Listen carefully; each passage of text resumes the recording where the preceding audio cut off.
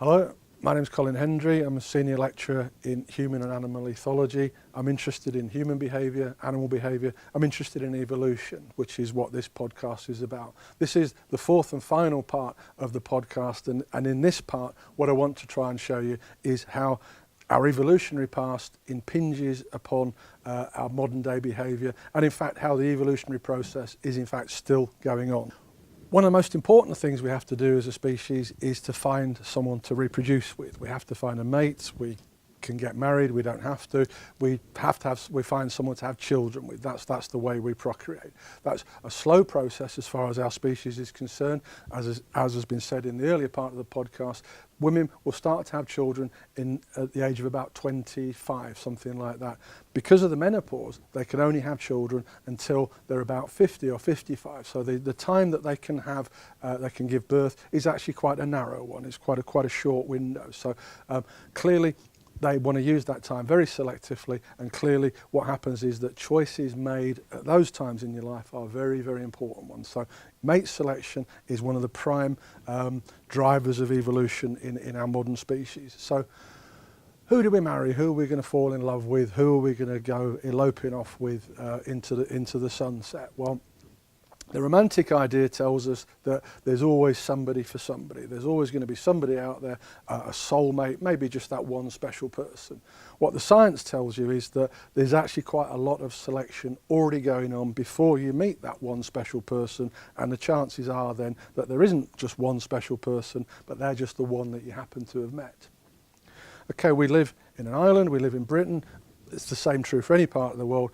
Geographical location is very important, that you have to live quite near to the person.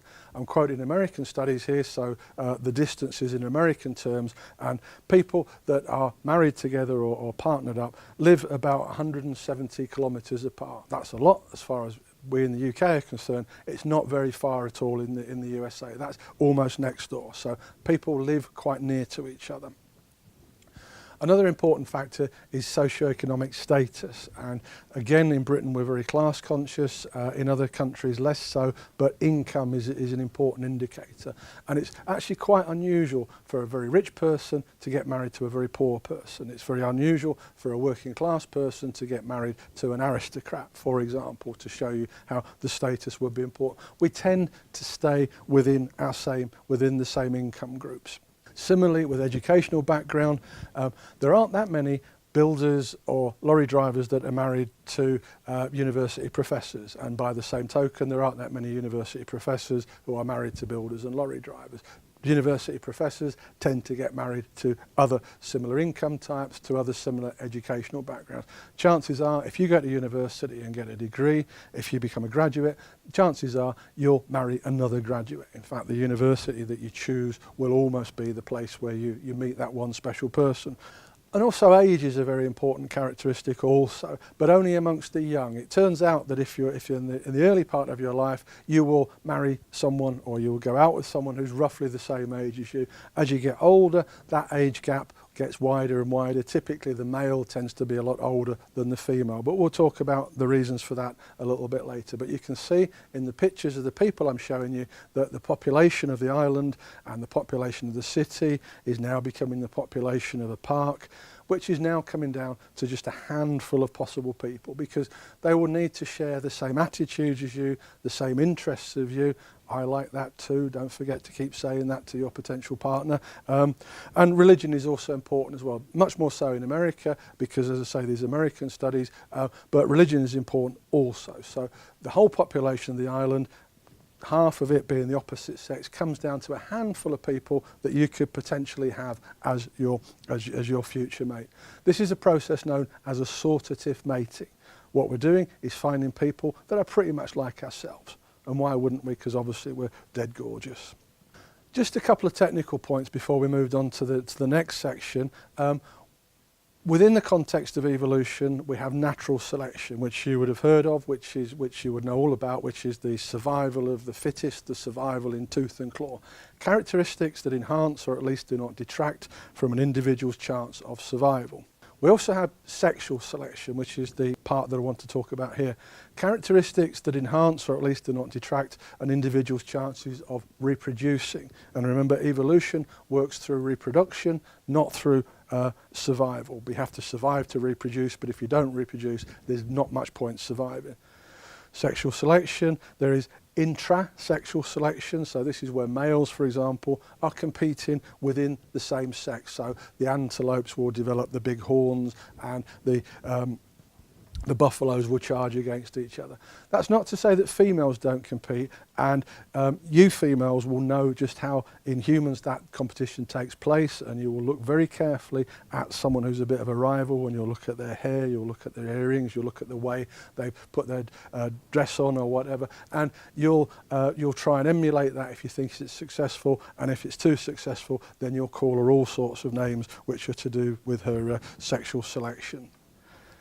Okay, and then finally what we have is intersexual selection, which is the development of characteristics that are attractive to the opposite sex. So just how do we become more beautiful? How do we get other people to think that we're also beautiful as well? In animal species, they develop all sorts of outlandish things. There are birds that have got such large feathers that they can barely fly, but they develop those feathers because that's what the opposite sex finds attractive. Think of a peacock or something like this. Okay, so within humans, 3 levels of preference for sexual selection, that which is shared by all individuals. There are some people that we can look at regardless of sex, regardless of anything else, and we can just see that they're beautiful. Okay, we all agree that they're beautiful. Those that differ according to sex, so that males will typically find females more attractive and vice versa. So there are things that we will look at in the opposite sex that we consider to be more beautiful than the general beauty. And there are those things that vary amongst individuals. Some will like blue eyes, some will like brown eyes, some will like tall, short, dark-haired, dark-skinned, whatever. So those just your type, in inverted commas, those are the things that you like. So that's the reason why we're not all fighting each other for the same people, effectively. Within a monogamous society, not all potential spouses are possess the commonly desired characteristics. Some people are just generally not beautiful in that sense. They're beautiful in different ways. So in a monogamous society, what it means is some of our partners, or a majority of partners, are going to be less than ideal. So we can't all have a beautiful mate, so we get the most beautiful mate within our abilities that we can. There's a big sex difference between the costs of reproduction for the male and the female. Okay, and the big difference is that the male doesn't get pregnant. It's the female that gets pregnant. So if she gets pregnant, then it's 9 months of carrying the child, and then it's foreclosed opportunities for a long period of afterwards. A young female with a child is a very different person than a young female without a child. So very, very costly as far as females are concerned. So it's no surprise that females would be more selective than males. Their sexual selection, I say that from my male perspective, but the female sexual selection should be directed towards males who will show a willingness to provide resources related to reproduction. So they'll share your food, they'll give you shelter, they'll provide territory and protection. In the modern society, at least on the first date, the male will buy you the food, he will buy you the drink. This is the vestige of showing these resources. If he doesn't do that, females will find that not attractive, because there's no point in having resources if you're not going to share them with your partner. As far as males are concerned, female reproduction is age-related. Okay, as a species, on the graph there showing the different species, we as humans are pretty unique about having a menopause. So about 55 years old, females stop reproducing. Why would that be? Well, the theory says that it's something to do with helping their own grandchildren. So that it's so difficult to bring up a child, what happens is that the young woman gives birth, she has the child, remember she needs help because of the difficulties giving birth and so on. So what better than her own mother to actually help out? Well, what even better than the own mother that doesn't have her own children to get in the way? So the idea is that the menopause developed to leave grandparents free to help with their grandchildren. So uniquely as a species. What that means then, as far as human females are concerned, is that the age you are is determining how many more children you could possibly have until you reach the menopause. So if you're 20, you've got quite a lot of years left. If you're 50, you've got very few years left. So what that means is that male selection is based on youth and fertility. So male selection is directed towards signs of fertility dependent upon physical appearance. So that's the skin, that's the muscle tone, the lustrous hair.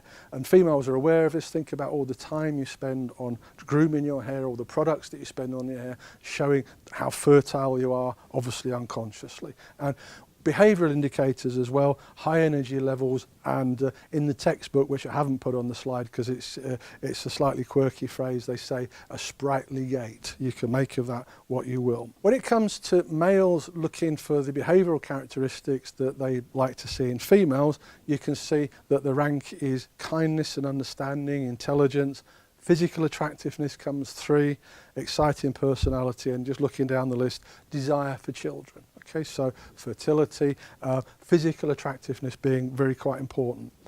For females looking at males, what they're saying is kindness and understanding and intelligence. Well, no surprise that both sexes want a nice person they can talk to. Then it goes exciting personality, good health. Physical attractiveness is somewhere near the bottom of the list. So as far as females are concerned, physical attractiveness is not the prime importance as far as in the same way that it is for the males are concerned, but good earning capacity is. What this slide shows you is from a study by a guy called David Buss. What he did was to do a large study across 37 different cultures, so this is across the world, not just in one part of the world, and just to summarise about the different resources that each of the two sexes are looking at, and particularly financial prospects. Well, females prefer to have that in males. Ambition in industry, so if you've not got the money, at least have the characteristics that show you can earn it a bit later in your life. Females prefer that. Good looks, again, males are preferring that. And there's an age difference as well. Okay, so males prefer females to be a couple of years younger. Females, by chance and luckily, prefer males to be a couple of years older. And evolution in action we can actually see in just a couple of royal families looking at the pictures here. And what you're seeing is Prince Rainier of Monaco. And yeah, he's, sure he's a dapper chap of his time, but he's not as beautiful as Grace Kelly, who is probably one of the most beautiful women that there's been. There's his son, Prince Albert, who's just married an Olympic champion swimmer. Okay, and again, you can see for yourself, she's very beautiful, he's a prince. You can try and work out why they're together. And then wonderfully, in her own royal family, Prince Charles and Diana Spencer, and then Prince William and Kate Middleton. Okay, I'll leave you to draw your own conclusions about the physical attractivenesses of either, but in the same way when somebody said to Peter Crouch, the footballer, what would you be if you weren't a footballer? And he quite rightly replied, a virgin. Okay, so that's the way that evolution works as far as human mate selection is concerned. But once the courtship process starts, then we start to enter into a whole new area where evolution just impinges upon pretty well every aspect of what we're looking at. And the picture there is a fairly classic picture. It's the end of the Second World War, and the sailor is kissing the girl to celebrate. Why do humans kiss? Why do we have this peculiar behaviour? We're the only species that actually does this. And if you think about it, what a strange way to behave. There's someone we find attractive. Great, let's go up and stick our tongue in their mouths. It's a very strange behaviour. We're the only species that does it, so there's got to be a good reason for it. And what I'm trying to do, remember, is to show you how evolution impinges upon our behaviour in ways that we don't really think about. Why would this happen? Well, it's because every male of the species carries a virus. We've all got, it's a universal infection. It's called the human cytomegalovirus. No particular symptoms of it, no particular features of it that we really need to worry about. The only time it's dangerous is in the early stages of pregnancy. So if a female gets together with a male, she wants to make sure that she's immune to his particular variety of human cytomegalovirus, and she doesn't catch it at a time when she might be pregnant, because that will be very, very damaging to her baby. So I'll leave it there, because this opens up the intriguing aspect of all sorts of other things where evolution has impinged upon our behaviour in terms of disease prevention and so on. And for example, what you would do is you'll go off soon and maybe have a meal, you'll have some cooked food. How does a species then develop the way to cook food? How do we get this? Well, clearly it's to do with disease prevention. Even the herbs and stuff that we put together with food is active in that way, so that you would eat a raw vegetable, you would eat a raw fish, perhaps you might not like it, but people do eat raw fish. Would you eat raw beef? Well, again, people used to. You wouldn't eat raw chicken, you wouldn't eat raw pork, even if your religion allowed you to do that.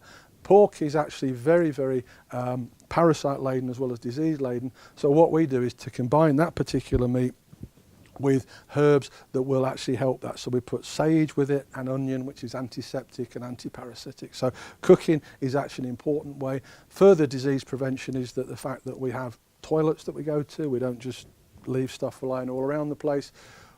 We wear shoes. Why would shoes be important? Well, because what they do is to interrupt the life cycle of the hookworm. What the hookworm does exists is in boggy places, the sorts of places where we evolved, and what the eggs do is go onto the soles of the feet and they hatch and burrow through. So wearing shoes is a way to do that. So what I'm doing is just raising the possibility that not only some things about our behaviour are to do with our evolutionary past and our current evolutionary environment. People like me think that, in fact, everything that to do with our behaviour is a product of our evolution and our evolutionary history. Thank you for your attention. I hope you enjoyed the podcast.